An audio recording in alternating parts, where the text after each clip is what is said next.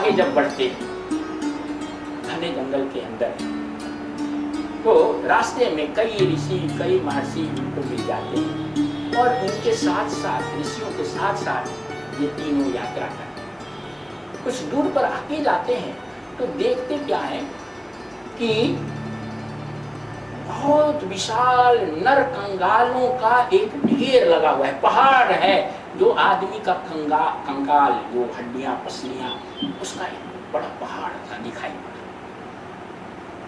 ब्रह्म जी पूछते हैं ऋषियों से कि ये क्या है, ये इतने नर कंगाल आदमी के अस्थि पंजर। तो ऋषि लोग बहुत ही दुखी होकर बताते हैं कि ये इस जंगल में तपस्या कर रहे ऋषियों का कंकाल है, जिसे राक्षसों ने खा खा करके सूखी हड्डी छोड़ दिया है, ये पहाड़ बना दिया है। इतने सारे ऋषियों को ये राक्षस खा गए। रामचंद्र जी उस पहाड़, अस्थि पंजरों का पहाड़ देख करके बड़े दुखी हुए, उनकी आंखों से आंसू गिरने लगे और उन्होंने एक प्रण किया कि इतने ऋषियों को इन्होंने ये राक्षस खा गए हैं, मैं पूरे पृथ्वी को राक्षस विहीन करूंगा। ऐसा उन ऋषियों के सामने उन्होंने अपनी प्रतिज्ञा दोहराई। ये कथा 2 लाइन की है, लेकिन इस कथा का अर्थ प्रतीकार्थ बहुत गहरा है। ये बात कई दृष्टि से हम लोग इसके अर्थ को समझने का कोशिश करें। एक दृष्टि से देखें कि मानो कंगाल का पहाड़ लगा हुआ है, तो उसकी व्याख्या एक दृष्टि से इस प्रकार हो सकती है कि ये जो पहाड़ है, जो वास्तव में प्रत्येक जीव के अपने ही अस्थि का पहाड़ है। जितनी बार वो जन्म लिया है उतनी बार मरा है। ये पहाड़ का बता रहा है, अस्थि पंजर का पहाड़, कि असंख्य बार उसकी मृत्यु हुई है और असंख्य बार उसका जन्म हुआ है। और ये मृत्यु क्यों हुई है? क्योंकि वो अज्ञानी पैदा हुआ और अज्ञानी मर गया। तो अज्ञान रूपी राक्षस ने उस व्यक्ति को खा करके उसकी हड्डियां यहाँ छोड़ दी।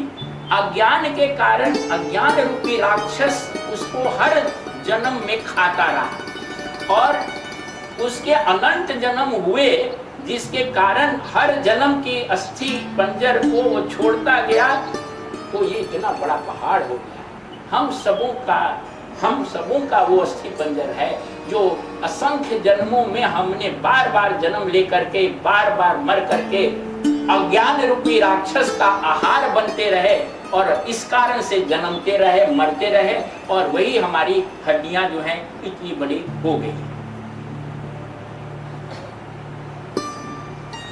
अगर किसी व्यक्ति को ये याद हो और ऐसी कोई तरीका हो जिससे वो अपनी हड्डी को देख सके कि कितनी बार उसकी हड्डियां ये बनी और खत्म हुई, तो हिमालय पहाड़ से भी ऊंचा उसकी अस्थि पंजर हो जाएगा। तो ये उसकी एक प्रतीकात्मक प्रस्तुति है कि जीव का जन्म कितनी बार हुआ है और अज्ञान के कारण वो कितनी बार मरा है, वो उसका एक नाटकीय प्रस्तुति है।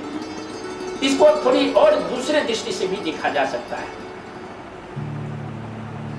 आध्यात्मिक रास्ते पर असंख्य लोग आगे बढ़ते हैं, लेकिन साधना की पूर्णता तक बहुत थोड़े से लोग पहुंच पाते हैं। और जो नहीं पहुंचते हैं उसका कारण ये होता है कि वो मोह और राग रूपी दुष्ट राक्षस के वशीभूत होकर के साधना के अंतिम शिखर तक नहीं पहुंचने के कारण वो बीच में ही रुक जाते हैं। और बीच में रुकने के कारण उनकी मुक्ति नहीं हो पाती है, इसलिए उनको मरना पड़ता है। ये मोह और अज्ञान, राग मोह अज्ञान रूपी राक्षस उन्हें बीच में ही मार देता है। ऐसे लोगों को, क्योंकि ये जो है ये व्यक्तित्व में जो दोष दुर्गुण हैं, मल विकार हैं, उनके कारण ही ये मोह और अज्ञान रूपी राक्षस पैदा होता है। ऐसे लोगों को देख करके, ऐसे लोगों की अस्थियों को देख करके रामचंद्र जी कहते हैं कि मैं उन राक्षसों को समाप्त कर दूंगा। तो यहाँ पर रामचंद्र जी ने उन साधकों के लिए ये आश्वासन दिया है कि तुम यदि साधना के मार्ग पर बढ़ते रहोगे तो तुम्हारे अंदर जो मल विकार विकृति राग द्वेष रूपी राक्षस हैं, मैं उनको समूल नष्ट कर दूंगा। ऋषियों को उन्होंने कहा कि मैं राक्षसों को पृथ्वी से पूरी तौर पर नष्ट कर दूंगा, क्योंकि उन लोगों ने इन ऋषियों को खाया है। तो ये राम का आश्वासन है हमारे आपके लिए कि हम लोगों को अपने अपने मल विकार दोष दुर्गुण से दुखी होने की जरूरत नहीं है। हमें आवश्यकता है कि उस रास्ते पर आगे बढ़ते रहें, और जब हम आगे बढ़ते रहेंगे तो ईश्वरीय कृपा से, ईश्वरीय सहायता से हम अपने दोष दुर्गुण मल विकार को जरूर दूर कर सकते हैं। ये रामचंद्र जी के आश्वासन है। तीसरी दृष्टि इसकी है जो बाइबिल की दृष्टि है। बाइबिल में आती है कि जीसस क्राइस्ट, ईसा मसीह जब सूली पर चढ़े तो ये इस बात का प्रतीक है कि सूली पर चढ़ते हुए उन्होंने दुनिया भर के सारे लोगों को ये संदेश दिया कि मैं तुम्हारे सभी पाप दोष और दुर्गुण को मैंने अपने ऊपर ले लिया है। ये सूली पर चढ़ने का मतलब कि जितने संसार के दोष दुर्गुण जितने लोगों के हैं, मैंने अपने ऊपर लेके उसको मैंने भोग लिया है। अगर ईसा मसीह में या हमारे में तुम्हारा विश्वास है तो समझो कि तुम्हारे दोष दुर्गुण को मैं भोग चुका हूं, तुम दोष दुर्गुण से रहित हो गए हो। ऐसी प्रतिध्वनि, इसी चीज की प्रतिध्वनि इस रामचरितमानस के इस कथा में है कि यहाँ राम जी ये बात कह रहे हैं कि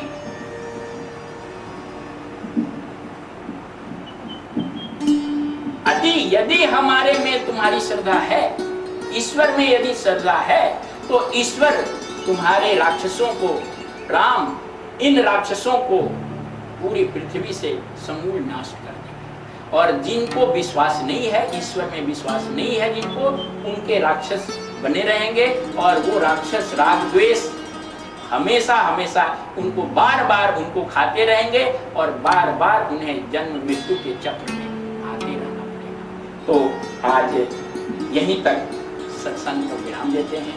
अगले दिन की कथा पंचवटी की कुटी बनाने की कथा आरण्यकांड के अगले दिन लेंगे।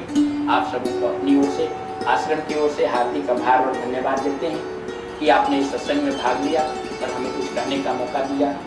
परमात्मा से यही प्रार्थना है कि आपके हृदय में ईश्वरीय शक्ति प्रकट हो, ईश्वरीय भक्ति प्रकट हो और दृढ़ निश्चय के साथ आप साधना में आगे बढ़ते हुए इसी जीवन में आत्मज्ञान प्राप्त कर सकें। ओम असतो मा सद्गमय तमसो मा ज्योतिर्गमय मृत्युर्माम अमृतम गमय।